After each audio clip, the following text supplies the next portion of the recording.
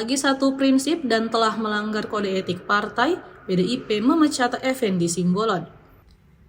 Hal ini disampaikan juru bicara DPP PDIP Aryo Seno Bagaskoro dalam konferensi pers di kantor DPP PDI Perjuangan, Jakarta pada hari Minggu, 1 Desember 2024. Seno menjelaskan bahwa Effendi Simbolon telah berkoalisi dengan Joko Widodo untuk mendukung paslon yang berbeda dari yang diusung PDIP Ridwan Kamil Suswono di Pilgub DKI Jakarta.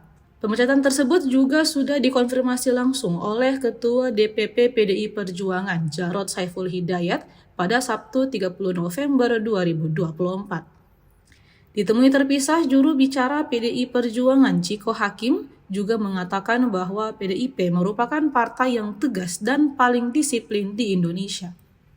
Maka dari itu, berdasarkan surat keputusan Dewan Pimpinan Pusat atau DPP PDI Perjuangan, Effendi Simbolon dipecat karena mengabaikan instruksi partai dalam rekomendasi pasangan calon pada pemilihan gubernur dan wakil gubernur Jakarta 2024 dari PDI Perjuangan.